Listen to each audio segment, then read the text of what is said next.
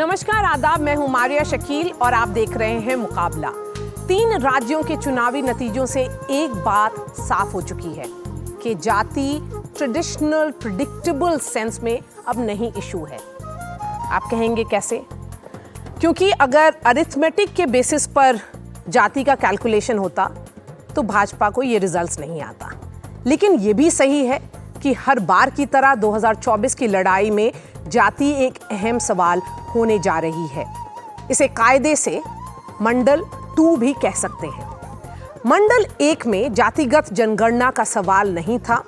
इस बार ये कांग्रेस सहित विपक्ष का अहम मुद्दा है।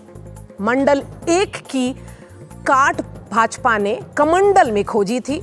उसके बाद सोशल इंजीनियरिंग हुआ था।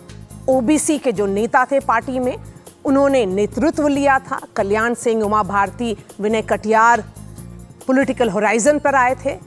लेकिन मंडल 2 में प्रधानमंत्री एक नई जाति व्यवस्था लेकर आए हैं। उनका कहना है कि वो बस 4 जातियां मानते हैं: युवा, महिला, किसान और गरीब। तो सवाल ये है कि 2024 में क्या चलेगा? सामाजिक न्याय के नाम पर खड़ी पार्टियों की जातिगत गोलबंदी या प्रधानमंत्री की अपील कि जाति छोड़ो? मुकाबला इसी पर। राजनीतिक हसरत बनाम जाति की हकीकत, 2024 में कितनी चलेगी जाति? पहले सुनते हैं कि प्रधानमंत्री नरेंद्र मोदी और राहुल गांधी ने जाति के संदर्भ में क्या कहा।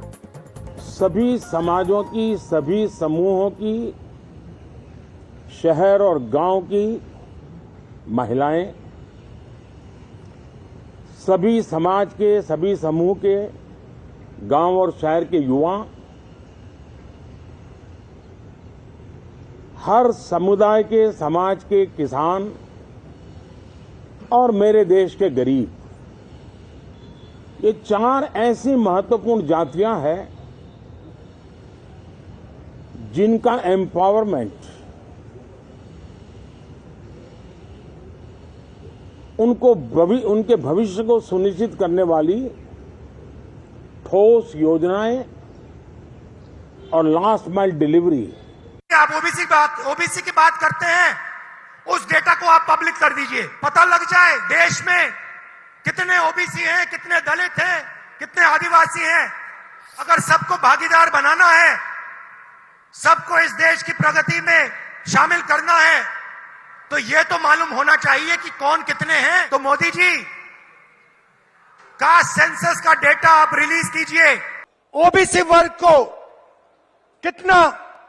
कितनी हिस्सेदारी मिलनी चाहिए, एससी वर्ग को कितनी हिस्सेदारी मिलनी चाहिए, यह सवाल है देश के सामने। इसीलिए हमने कास्ट सेंसस की बात की है। और चर्चा शुरू करते हैं। हमारे साथ स्टूडियो में हैं सुधींद्र भदौरिया, पॉलिटिकल एनालिस्ट हैं। अशोक भारती, चेयरमैन हैं NACDOR का, which is national confederation of Dalit organizations. Preeti Pandey. Vijay Mehta हैं, इकोनॉमिस्ट। प्रोफेसर अजय उपाध्याय, कांग्रेस के प्रवक्ता हैं। गुरु प्रकाश पासवान हमारे साथ जुड़े हुए हैं, भाजपा के प्रवक्ता। और JDU के KC त्यागी भी हमारे साथ आ रहे हैं। सुधींद्र भदौरिया, आपके साथ शुरुआत करूंगी। एक नया पैराडाइम शिफ्ट हो रहा है इंडियन पॉलिटिक्स में, जो विजिबल हो गया इन राज्यों के चुनाव के बाद, कि कांग्रेस का वोट बैंक शेयर या वोट शेयर कम नहीं होता है, लेकिन भाजपा का ओवरऑल परसेंटेज बढ़ करके सीट्स का कंसोलिडेशन होता है। एक इनविजिबल फोर्स आ रहा है, और वो इनविजिबल फोर्स ये भी है कि जो प्रधानमंत्री ने कहा कि कास्ट डायरेक्ट अरिथमेटिक के बेसिस पे मत देखिए, क्लास और जेंडर के कॉन्टेक्स्ट में देखिए। देखिए, चुनाव और राजनीति किसी एक वेरिएबल पर नहीं होती है। ये कई तमाम तरह के इश्यूज होते हैं, उन पर चुनाव आधारित होता है। और अगर हम अपनी ऐतिहासिक पृष्ठभूमि भी देखें चुनावों की, तो चाहे कांग्रेस का विकल्प बना हो या भाजपा का अब विकल्प बनने की कोशिश कर रहे हों, इनको जब तक ये स्पष्ट नहीं होगा कि हमारे देश की जनता क्या चाहती है, क्या उनकी इच्छाएं हैं, और फिर उसको एक समूचे कार्यक्रम के तौर पे नहीं प्रस्तुत करेगी, तो ये कोशिशें हमारी उतनी सार्थक नहीं होंगी। तो इसीलिए मैं समझता हूं कि ये जो आपने इस समय प्रश्न रखे हैं इस समय चर्चा के लिए, इसमें सभी लोगों को जो इस खेल में हैं और इसमें हिस्सा ले रहे हैं, उन लोगों को इन प्रश्नों के जवाब देने होंगे। तो इसीलिए मैं कांग्रेस और भाजपा से शुरुआत करती हूँ। कांग्रेस के Ajay Upadhyay ji, caste census factor तो नहीं रहा इस चुनाव में?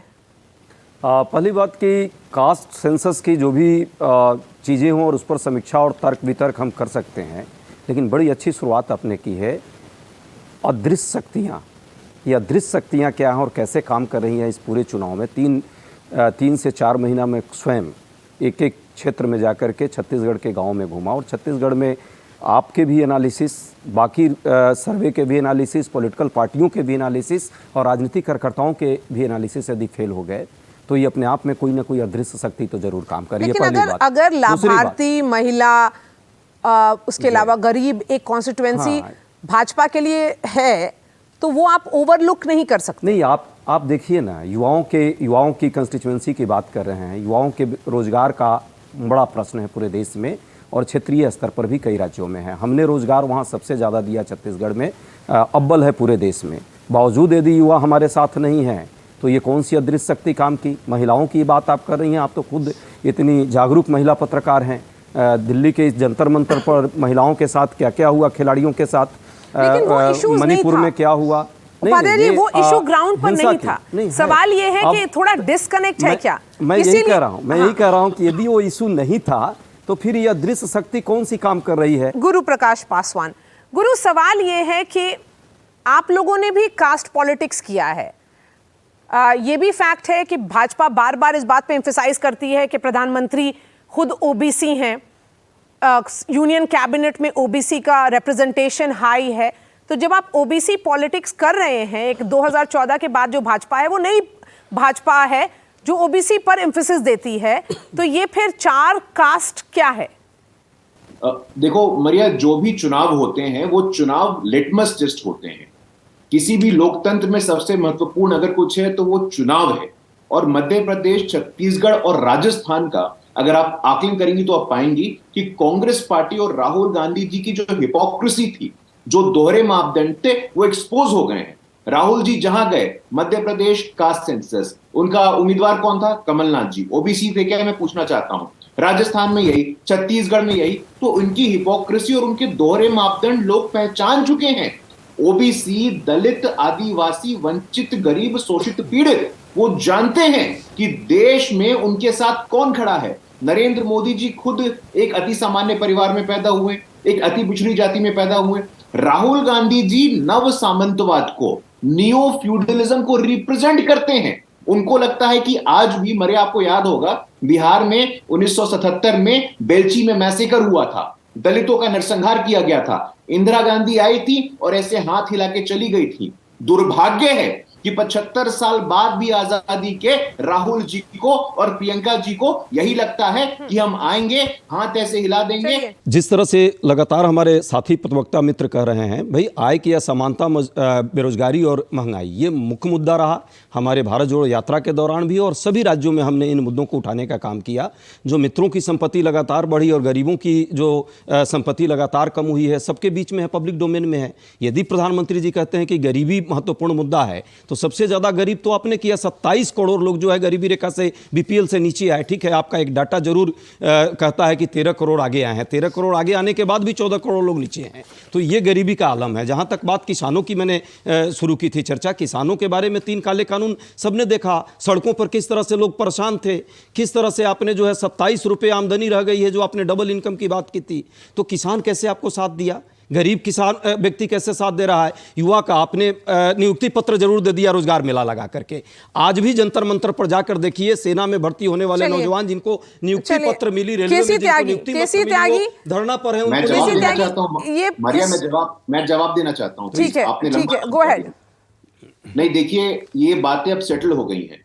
मध्य प्रदेश में 100 से अधिक सीटों का अंतर है और चुनाव में, लोकतंत्र में लोगों के विवेक पे आस्था रखना चाहिए। दिक्कत यही है कांग्रेस पार्टी की, दुर्भाग्य यही है कांग्रेस पार्टी का कि वो दिल्ली में लगता है कि पूरे देश को चला लेंगे। उनके लिए देश की शुरुआत जनपद से शुरू होती है, ग्रेटर नोएडा में खत्म हो जाती है। यही दुर्भाग्य है। इसीलिए पी चिदम्बरम जब कहते थे कि देश में 45 करोड़ से ज्यादा गरीब है, तब आप कहां थे? लेकिन केसी त्यागी जी, सवाल ये है कि जो कैलकुलेशन बिहार में काम कर सकता है वो जरूरी नहीं कि वो पैन इंडिया हो।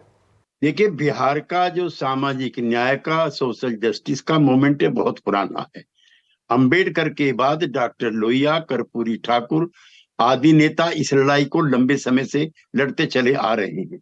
1978 में पहली बार बिहार विधानसभा में कर्पूरी ठाकुर, जो हम लोगों के नेता थे, उन्होंने आरक्षण की व्यवस्था पहली बार की थी, जिसमें 12% अति पिछड़ों का, 8% पिछड़ों का, इतिहास में पहली बार महिलाओं का 3% और इकोनॉमिकली वीकर सेक्शन का भी 3% ये प्रावधान उन्होंने किया था।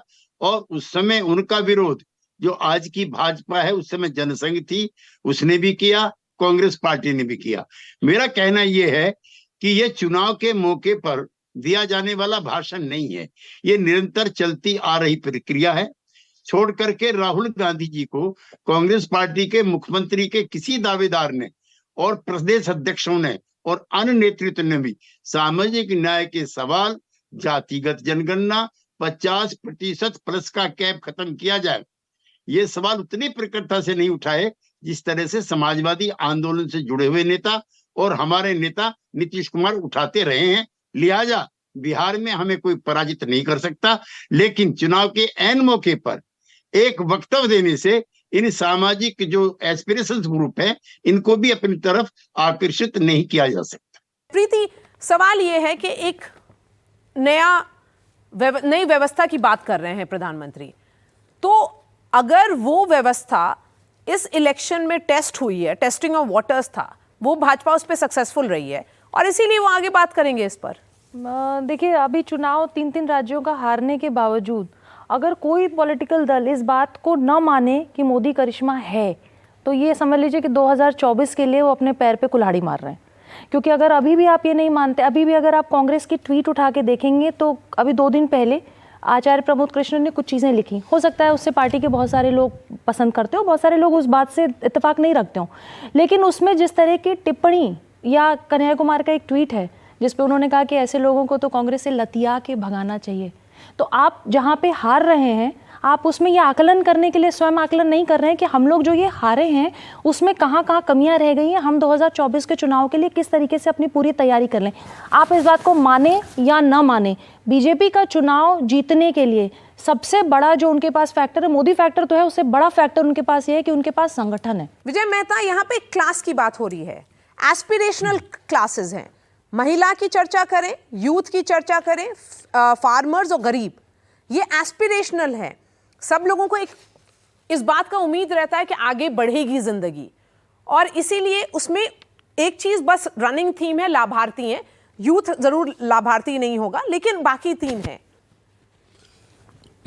देखिए, भारतीय जनता पार्टी को छोड़कर ये बाकी जितनी भी पार्टीज थी, उनसे जो सबसे बड़ी गलती हुई वो ये है कि इस पूरे देश में आज एक नई सोच जन्म ले रही है, और वो जो अंडर करंट है वो इतना स्ट्रॉन्ग और इतना रेवोल्यूशनरी है कि ये जो बुढ़ऊ दिमाग हैं, आई वुड लाइक टू से, जो पुरानी पार्टीज़ के अंदर जो नेता बैठे हैं, जो 60-70 की उम्र से आगे चले गए हैं, वो लोग इस बात को इंटरनली रिकंसाइल भाजपा में भी 70 के ऊपर के नेता हैं, 60 के ऊपर के नेता हैं। नहीं, लेकिन आप, वही मैं कह रहा हूं कि आज आप जितना मर्जी लाभ दे दीजिए, आज जो भी क्लासेस हैं, जो वोटर है, चाहे वो किसी धर्म का हो या वो किसी कास्ट का हो, वो ये देखना चाहता है कि आज आने वाले 5 साल में मैं जिस गवर्नमेंट को इलेक्ट कर रहा हूँ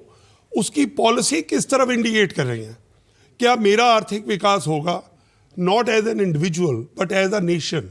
क्योंकि अगर देश आगे बढ़ेगा तो ये जितने युवा अब नए आ रहे हैं, इन सभी को काम चाहिए, इन सभी को वो 10-20 हज़ार 40 हज़ार वाली नौकरी नहीं चाहिए। उन लोगों का एक दिमाग बिल्कुल बदल गया है। अशोक भारती, सवाल है, ये रिप्रेजेंटेशन वर्सेस एस्पिरेशन का डिबेट है। ये एक तरफ डायरेक्ट कैलकुलेशन हो रहा है कास्ट का, जो जैसे राहुल गांधी ने जो बोला कि जितना स्ट्रेंथ होगा उसी के बेसिस पे रिप्रेजेंटेशन होना चाहिए, दूसरी तरफ ये एक नया क्लास या जेंडर के बेसिस पे कॉन्स्टिट्यूशन हो रहा है। नहीं देखिए, मैं पहली बात तो ये कि जो पार्टी जीती है सत्ता में उसको मुबारकबाद, और मैं अपनी बात यहाँ से शुरू करना चाहता हूँ कि चीज़ों को बहुत जल्दी फार्मूलेट करना राजनीति में कोई बहुत ही ज़्यादा बुद्धिमानी का विचार नहीं है, क्योंकि चीज़ें बड़ी फ्लूइड होती हैं। आज की तारीख में ये बात ज़रूर है कि एस्पिरेशंस और जात प्रतिनिधित्व की जब बात कर रहे हैं, हमें ये समझना है कि कास्ट पॉलिटिक्स की भी एस्पिरेशंस हैं और कास्ट की भी अपनी एस्पिरेशंस हैं। कास्ट में क्लासेस हैं, caste is not without classes. तो कास्ट में क्लासेस हैं, गरीब हैं, अमीर हैं, मध्यम वर्ग हैं। एक बात मैं कहना चाहता हूँ। दूसरा ये कि रिप्रेजेंटेशन जो है वो भी एक एस्पिरेशन है। रिप्रेजेंटेशन को हम एस्पिरेशन से अलग करके नहीं देख सकते। जो जातियां कभी राजनीतिक पायदान पर नहीं चढ़ पाई उनकी एस्पिरेशन है राजनीति में जाने की, और मुझे लगता है कि जातियों की अपनी आकांक्षाएं भी हैं। ये भी तो आप मानते हैं ना कि 1947 में आजादी के बाद जो एक फिक्स नैरेटिव था वो अब नहीं चल सकता है। नहीं, 2023 का हिंदुस्तान एक नई नैरेटिव की तलाश में। नहीं, मैं उसी नैरेटिव पे कह रहा हूँ कि जो नैरेटिव की जो बात आ रही है ना, ये नैरेटिव इतनी जल्दी बना लेना मुझे लगता है कोई बहुत ही ज़्यादा बुद्धिमानी का विचार नहीं है। मैं कहना चाहता हूँ कि जैसे कि कांग्रेस का नैरेटिव क्या है, कांग्रेस का नैरेटिव है राइट्स का नैरेटिव, लेकिन भाजपा का नैरेटिव क्या है, उसका नैरेटिव है डिलीवर का नैरेटिव। अगर हम इन चुनावों को देखें तो जो वायदे कांग्रेस ने किए और जो वायदे भाजपा ने किए उनमें बहुत ज़्यादा फर्क नहीं है। फॉर एग्जाम्पल कि महिलाओं के लिए कांग्रेस भी वायदा कर रही थी, लेकिन मध्य प्रदेश में भाजपा ने वायदा नहीं किया, उन्होंने डिलीवर कर दिया। ठीक है, मैं एक छोटी सी बात है इसमें, ये जो एक सोच है कि सब लोग चाहते हैं कि उनको पॉलिटिकल पार्टी क्या दे रही है, इसी सोच में फर्क आ रहा है। अब जो सोच है वो ये है कि क्या मुझे जो चाहिए उसके लिए मुझे वो पॉलिटिकल पार्टी अपॉर्चुनिटी दे रही है या नहीं। आज बात अपॉर्चुनिटी की है। आज ऑटो ड्राइवर का बेटा हो या मेरे ऑफिस के खुद पीएन का बेटा चार्टर्ड अकाउंटेंट है, वो मेरे पीएन की तनख्वाह 25,000 रुपये है, उसके बेटे की तनख्वाह 1 लाख रुपया। तो एक अपॉर्चुनिटी मिले, आज सभी को एडमिशन मिल रही है इन स्कूल में। आज देखिए ट्राइबल को एक जब ये वाली सोच मिली तो आज छत्तीसगढ़ के अंदर पूरी 20 की 20 सीट ट्राइबल ने एन ब्लॉक वोटिंग किया। तो आज ये जो सोच में फर्क आ रहा है, उन्हें कुछ नहीं चाहिए। वो बोलते हैं कि हमें हायर एजुकेशन, यही मेरा सवाल है। ये जो सोच की बात है, एक तरफ वही अरिथमेटिक कास्ट का चल रहा है और दूसरे तरफ नई एक व्यवस्था की बात हो रही है।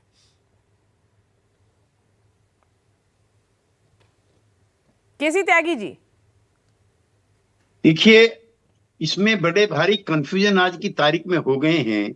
नीतीश कुमार ने जातिगत जनगणना कराई जो 1931 से नहीं हुई थी।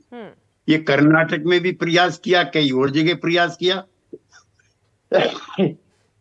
लेकिन किसी नेता का साहस नहीं था उसको पब्लिक करने का। एक दूसरा, संवैधानिक तौर पर 50% से ज्यादा आरक्षण की सीमा नहीं बढ़ाई जा सकती। बिहार में वो ईडब्ल्यूएस समेत 75% हो गई। तो एक ये नैरेटिव जो है इंडियन पॉलिटिक्स में शुरू हो गया।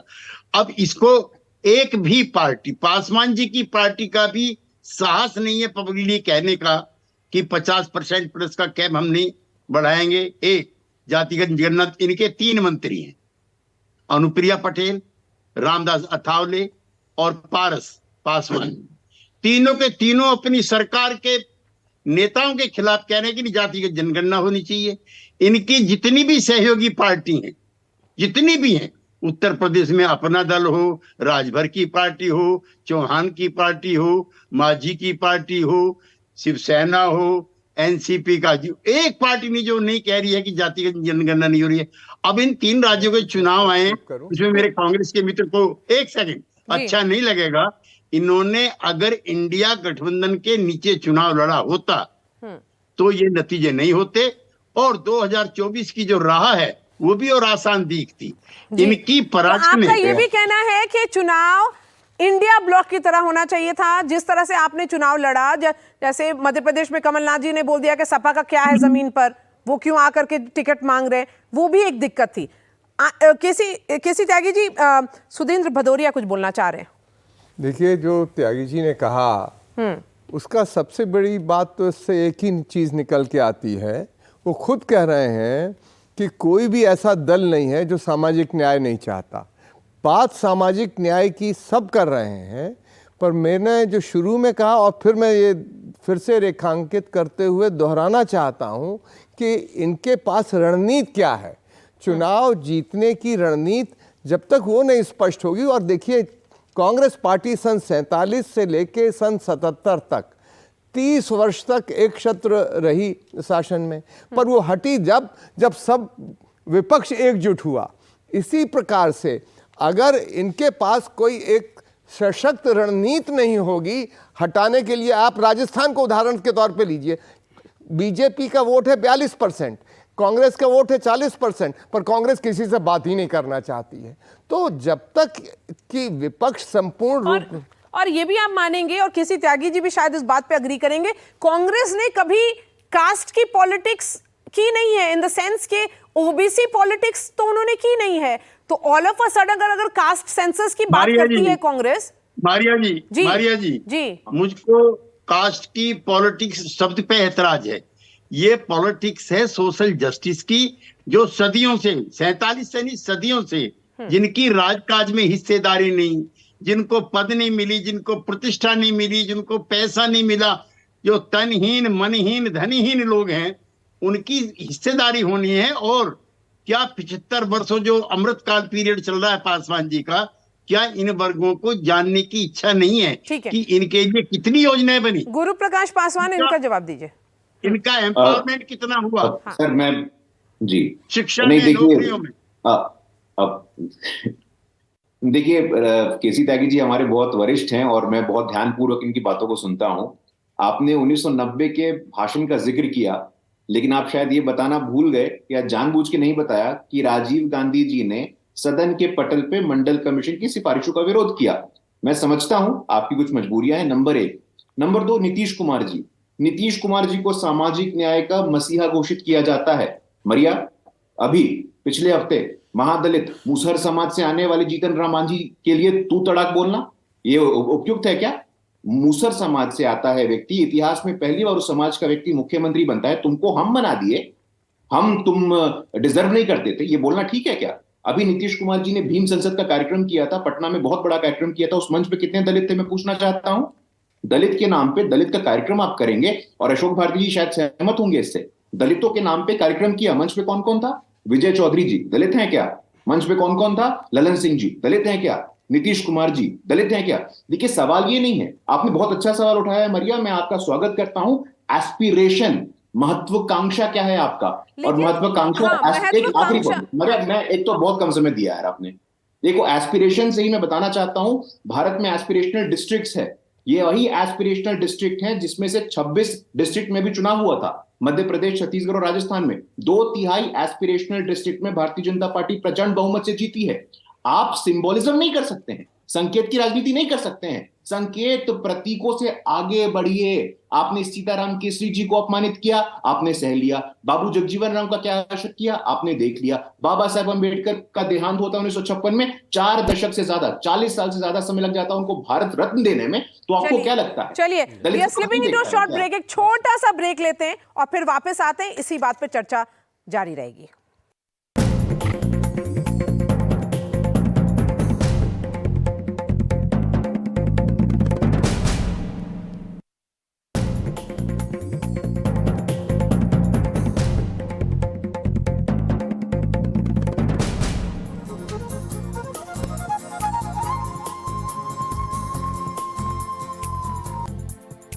मुकाबला में ब्रेक के बाद आपका स्वागत है।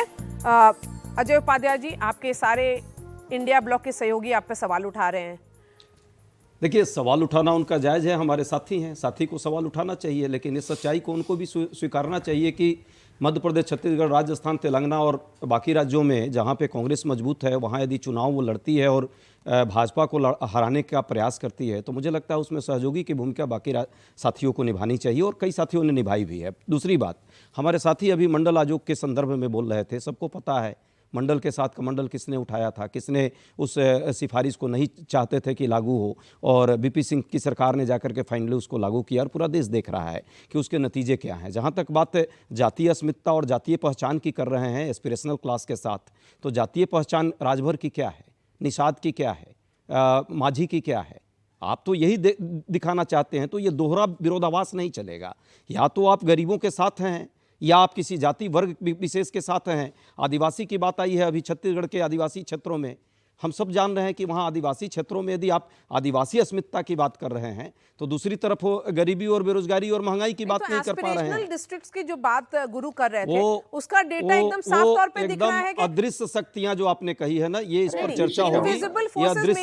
ये अदृश्य शक्तियां ही काम कर रही है पूरे चुनाव में। ये नैरेटिव गढ़ने का काम है। एक नैरेटिव गढ़ा जा रहा है, चुनाव जीतने के बाद आप जो नैरेटिव गढ़ना चाहे मीडिया के माध्यम से गढ़ लीजिए, लेकिन ग्राउंड की सच्चाई यही मीडिया नहीं समझ पाई। यही नैरेटिव नहीं था मीडिया के पास।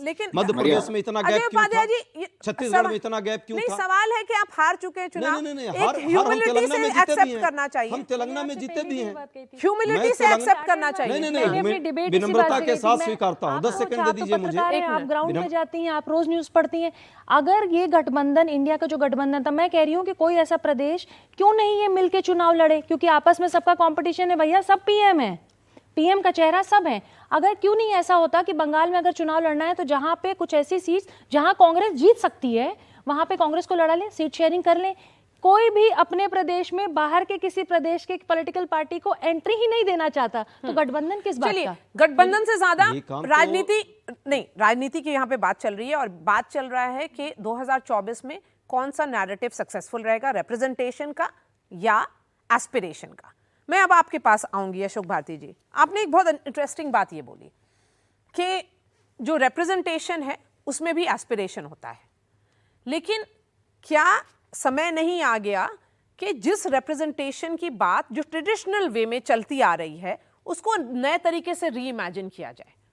नहीं, निश्चित तौर पर मुझे लगता है कि जिन लोगों का रिप्रेजेंटेशन नहीं है वो तो हर बार अपनी चीज़ों को नए तरीके से देख रहे हैं। मैं अब आपको अगर हम देखें कि राजनीति में पिछले 5, 7, 10 सालों में क्या हो रहा है, कि बहुत सारी ऐसी जातियां जो कहीं कहीं थी लेकिन उनकी अपनी थोड़ी थोड़ी ताकत थी, तो भारतीय जनता पार्टी ने उनको तिनका तिनका करके जोड़ा, ब्रिक बाय ब्रिक वो उनको लाए, निषाद को साथ लाए, वो सैनिक को साथ लाए, तमाम छोटी छोटी जातियों को चिन्हित कर रहे हैं। अभी बात हो रही थी इंडिया ब्लॉक, मैं माफ़ी चाहता हूँ, इंडिया ब्लॉक वर्सेस एनडीए की बात हो रही थी, तो बड़ा ये नैरेटिव आ रहा था, ये बात लोग कर रहे थे कि इनका तो कोई भी मेंबर ऑफ पार्लियामेंट नहीं है, इनका कोई सांसद नहीं है। पर हमें ये समझना है कि वो जो पार्टियां हैं उन पार्टियों के पीछे सामाजिक ताकतें हैं, सामाजिक जातियां हैं, सामाजिक तबके हैं, और उन तबकों को जब अपने नेता को आगे बढ़ने का मौका मिल रहा है तो उस नेता के साथ वो उसके साथ जा रहे हैं जो उनको आगे लेके जा रहा है। तो हमें ये समझना है कि भारतीय जनता पार्टी ज़रूर पीछे देखने वाली पार्टी है, लेकिन वो मॉडर्न टूल्स एंड टेक्निक का इस्तेमाल करती है। आज टेक्नोलॉजी का सबसे ज़्यादा अगर कोई एक्सपेरिमेंटल यूज़ करता है तो भारतीय जनता पार्टी कर रही है। कांग्रेस पार्टी जो अपनी हिस्टोरिकल लीगेसी उसके पास है, एक समय में उसके पास भी 55%, 60% वोट था, आज नहीं है। उसकी वजह यह है कि उनको खोजना है कि कहाँ क्या क्या गड़बड़ी हुई, लेकिन सीखने की प्रक्रिया बहुत स्लो होती है। वो पहली बार जाति के साथ रूबरू हो रहे हैं, तो मुझे लगता है कि इस बार पहली बार कांग्रेस ने क्लियरली कहा है कि हम जातीय जनगणना के सपोर्ट में, उन्होंने 2011 में करवाई थी, उसके आंकड़े 2014 तक जारी नहीं किए। भारतीय जनता पार्टी ने भी जातिवार जनगणना के कोई आंकड़े नहीं किए, और उन्होंने भी अगर वो चाहें तो 2021 की जनगणना, जाति की जनगणना करवा सकते थे, आज तक जनगणना नहीं करवाई। तो हमें समझना है कि समाज में समाज की जो एस्पिरेशंस हैं, तो समाज की एस्पिरेशंस को पॉलिटिकल पार्टियां टुकड़े टुकड़ों में एड्रेस करती हैं। जो जिस धनहीन की बात कर रहे हैं केसी त्यागी जी, वो क्लास के बेसिस पर भी देखा जा सकता है। महिला, युवा, किसान, गरीब, वो भी धनहीन है, उनको कास्ट के पॉइंट ऑफ व्यू से क्यों देखें? क्योंकि हर कास्ट में बहुत सारे ग्रोथ हुए हैं, हर कास्ट में ऐसे लोग हैं जिन्होंने अपना कद बढ़ाया है। देखिए मारिया जी, ये एक इंटेलेक्चुअल डिबेट है और ये आजादी के बाद भारत में भी शुरू हुई, उससे पहले भी शुरू हुई। कार्ल मार्क्स का मानना था कि दुनिया में और हिंदुस्तान में सिर्फ दो क्लासेस हैं, एक कमेरा और एक लूटने वाला, और उनके बीच में क्लासेस हैं, तो क्लास स्ट्रगल भी है। ठीक है। अच्छा, अंबेडकर इससे भिन्न मानते थे कि पैसे वाला दलित भी, हैसियत पाए वाला दलित भी वो समाज में सम्मान नहीं पाता है जो एक गरीब दूसरी जाति का पा लेता है। जगजीवन राम जाते हैं बनारस में, जिस मूर्ति पर वो माला चढ़ा के आते हैं वो मूर्ति क्यों धोई जाती है? ओके, मूर्ति पर माला चढ़ाने के लिए, तो वो क्या तब भी धोई जाती? ये डॉक्टर अंबेडकर की बात मेरे मित्र कर रहे थे पासवान जी। एक तो पासवान जी, मैं आपसे ये कहना चाहता हूं कि दलित, शोषित, पीड़ित, बैकवर्ड क्लासेस के सवाल जरूरी नहीं कि आप ही लोग उठाएं या आपके वर्गों से उठे। डॉक्टर लोहिया कौन थे? जयप्रकाश नारायण कौन थे? महात्मा गांधी कौन थे? मधु लिमय कौन थे? और मैं खुद कौन हूं? आपसे कम नहीं मैं बहस करता हूं इन वर्गों के बारे में। तो कोई दलित समाज का, इंदिरा गांधी को लेकर आपने टिप्पणी की, इंदिरा गांधी ने भी अपने समय में जितना एम्पावरमेंट शेड्यूल कास्ट का किया, आजादी के बाद कम हुआ है। तो कोई एक वर्ग विशेष का नहीं है। समाज में जिनकी सोच बन गई सामाजिक न्याय की, सारे सवाल गुरु प्रकाश पासवान से हो रहे हैं। तो उपाध्याय जी, अब 30 सेकंड्स आपके पास है और उसके बाद सुधींद्र भदौरिया जी फाइनल जवाब गुरु के पास। देखिए, टाइम की बात है और रुडोल्फ एंड रुडोल्फ की किताब जो हम लोग पढ़े हैं, देखते भी हैं कि मॉडर्निटी विद ट्रेडिशन जो है, इंडिया में मॉडर्निटी भी है और ट्रेडिशनल थॉट्स को भी आपको लेकर चलना है। रजनी कोठारी जिस तरह कास्ट पॉलिटिक्स की बात करते थे वो आज भी एग्जिस्ट करता है। कास्ट की सच्चाई को, कास्ट की पहचान को, जातीय अस्मिता को और क्षेत्रीय पहचान को आप इग्नोर नहीं कर सकते। भारतीय राजनीति का ये सच्चाई है। क्षेत्रीय स्तर पर जो मुद्दे होते हैं चुनाव में वो रिफ्लेक्ट होते हैं और निश्चित तौर पे मोदी जी जिस तरह से अपनी चीज़ों को कर रहे हैं, क्षेत्रीय स्तर पर जो चीज़ें हैं उस पर हम विचार करेंगे, विमर्श करेंगे। आने वाले समय में हम आगे बढ़ने का काम करेंगे। देखिए, जाति, वर्ग, महिला, युवा, किसान और इस प्रकार से कई समूह, ये सारे हमारे सामाजिक सच्चाई है जो राजनीति में परिलक्षित करती है। पर जो भी राजनीतिक दल इन सब वेरिएबल्स को इकट्ठा समझकर उसको ठीक से पिरोकर और आगे बढ़ेगा, कोई एक विषय नहीं रहेगा। ये सारे विषयों को जो एक मोतियों की तरह पिरो के एक एजेंडा देगा देश को, वही 2024 में सफल होगा, मैं ये कह सकता हूँ। चलिए, आपने कंक्लूड भी कर दिया कि 2024 में किसकी सफलता होगी। गुरु प्रकाश पासवान, फाइनल जवाब आपसे। नहीं, देखिए, मैं बस उदाहरण देना चाहता हूं। हम सब इस बात से सहमत हैं कि सामाजिक गैर बराबरी, असमानता है। मरिया, आखिरकार क्या कारण थे कि डॉक्टर अंबेडकर के बाद कोई दूसरा व्यक्ति दलित समाज का केंद्रीय कानून मंत्री क्यों नहीं बना? वो पहली बार अर्जुन राम मेघवाल क्यों होते हैं? आखिरकार क्या कारण थे कि 75 साल में पहली बार एक आदिवासी की बेटी संविधान के सर्वोच्च स्थान पे पहुंचती है, वो द्रौपदी मुर्मू होती है? आखिरकार क्या कारण था कि 1950 के बाद से पहली बार राष्ट्रपति के पास पावर है राज्यसभा भेजने का आर्ट एंड कल्चर से, वो तमिलनाडु के इलैया राजा होते हैं? पहली बार बहुत सारी चीजें होती हैं। आप लोगों ने किया, उससे कोई अस्वीकार नहीं है, लेकिन सांकेतिक रूप से करना, प्रतीकात्मक रूप से करना और वास्तव में प्रतिनिधित्व देना। राष्ट्रीय जनता दल आज तक, जब से राष्ट्रीय जनता दल बना है, उसके अध्यक्ष कौन थे? लालू यादव। लालू यादव गए, अभी कौन हुआ? तेजस्वी यादव। जनता दल यूनाइटेड में कौन कौन अध्यक्ष रहे हैं? देखिए, समाज देख रहा है, समाज समझ रहा है। अब आप उनको बंधुआ के तरह, एक बॉन्डेड लेबर की तरह ट्रीट नहीं कर सकते। वो महत्वाकांक्षी हो गए हैं, वो सवाल खड़ा करेंगे और आवश्यकता पड़ने पे जवाब भी देंगे, जिस प्रकार मध्य प्रदेश, छत्तीसगढ़, राजस्थान में दिया और 2024 के लिए भी मन बना लिया है। इसी बातों से मैं आपको समाप्त करूंगा। केसी त्यागी जी, 30 सेकंड्स, क्योंकि आप अपना हैंड रेज कर रहे थे। हाँ। जनता दल यूनाइटेड में ना परिवारवाद है, ना जातिवाद है, ना भ्रष्टाचार है। हमारे यहाँ एक परिवार, एक जाति के लोग नहीं। हम नीति निर्धारण में हैं, जॉर्ज फर्नांडिस रहे हैं, शरद यादव रहे हैं, HD देवेगौड़ा रहे हैं। कैसी बात आप कर रहे हैं? चलिए, थैंक यू सो मच। इस बहस को यहीं पे खत्म करते हैं और 2024 में पता चल जाएगा, और उससे पहले भी, कि कौन सा नैरेटिव फाइनली सक्सेसफुल होगा, रिप्रेजेंटेशन या एस्पिरेशन। शुक्रिया हमारे साथ जुड़ने के लिए।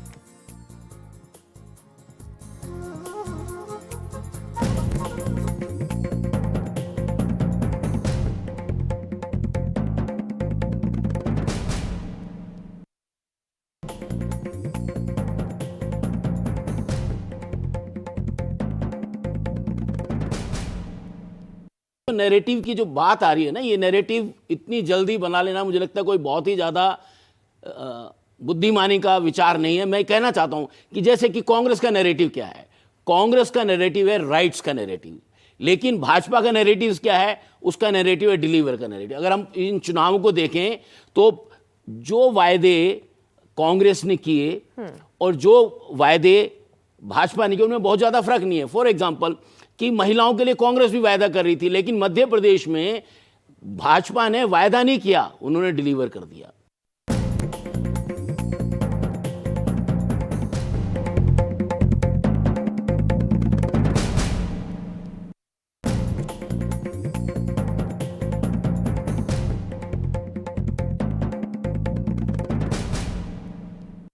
चुनाव जीतने की रणनीति जब तक वो नहीं स्पष्ट होगी, और देखिए कांग्रेस पार्टी सन 47 से लेके सन 77 तक 30 वर्ष तक एक छत्र रही शासन में, पर वो हटी जब सब विपक्ष एकजुट हुआ। इसी प्रकार से अगर इनके पास कोई एक सशक्त रणनीति नहीं होगी हटाने के लिए, आप राजस्थान को उदाहरण के तौर पे लीजिए, बीजेपी का वोट है 42%, कांग्रेस का वोट है 40%, पर कांग्रेस किसी से बात ही नहीं करना चाहती है।